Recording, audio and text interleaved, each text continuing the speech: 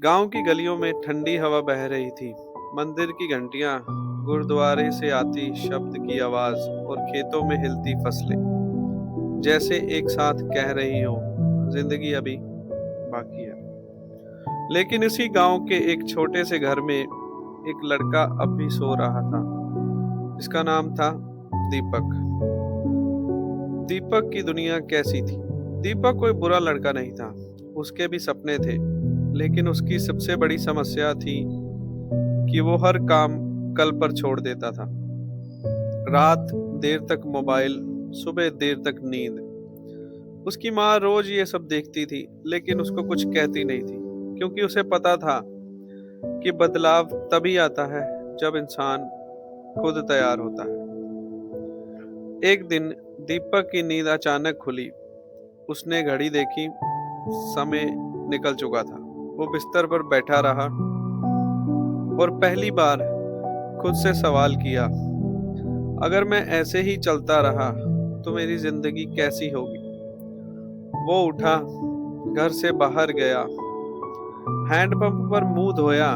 ठंडे पानी ने उसके चेहरे के साथ उसकी सोच भी जगा दी। वो कमरे में आया, किताबें खोली। कुछ देर तक वो सच में पढ़ता रहा, फिर उसका मन भटकने लगा। आंखें किताब पर थी, पर दिमाग कहीं और।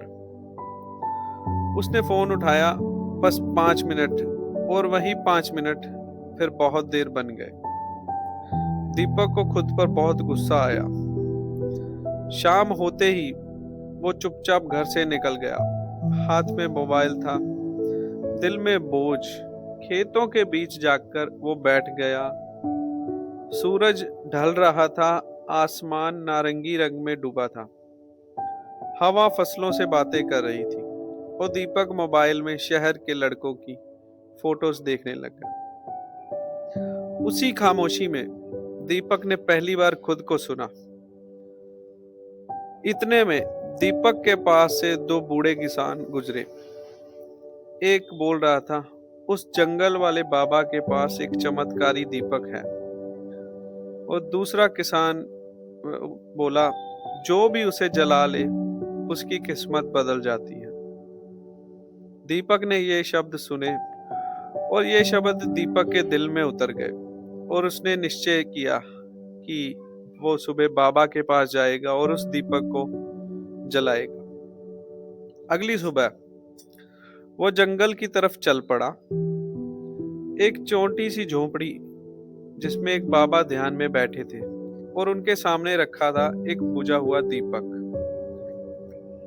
बाबा ने दीपक की तरफ देखा और मुस्कुराकर बोला कि बेटा आओ।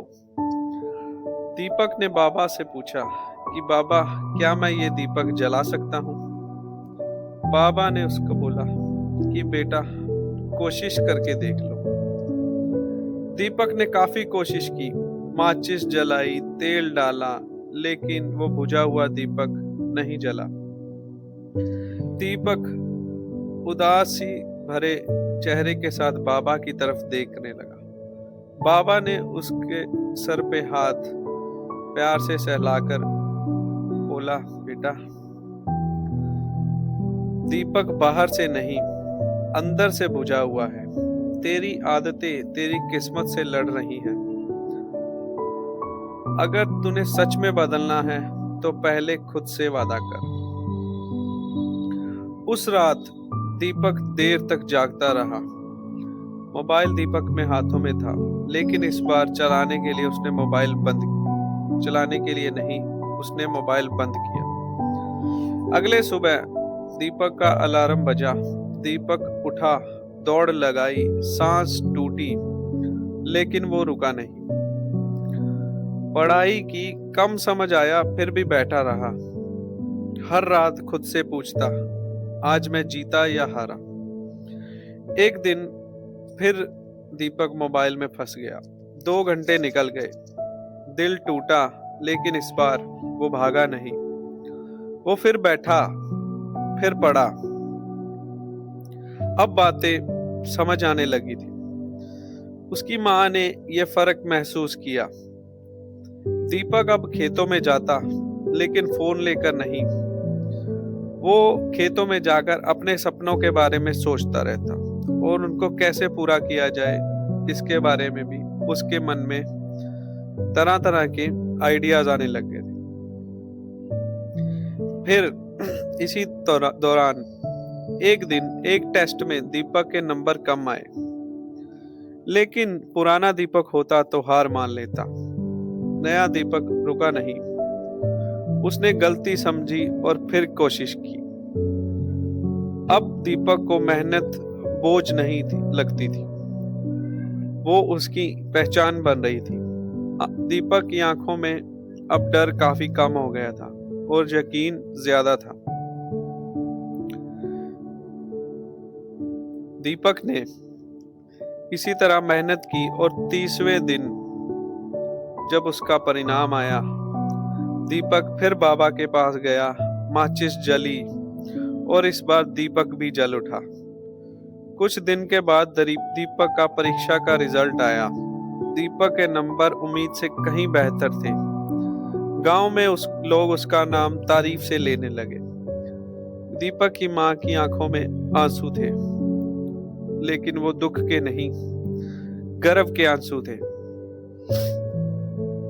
इस कहानी से हमें ये शिक्षा मिलती है कि जिंदगी में कोई भी जादुई दीपक नहीं होता। वो जलता है, वो इंसान खुद होता है जो रोज खुद को बेहतर बनाता है। वही एक दिन रोशनी बनता है, और जो हर काम कल पर छोड़ देता है, उसकी जिंदगी भी उसे हमेशा कल पर टाल देती है।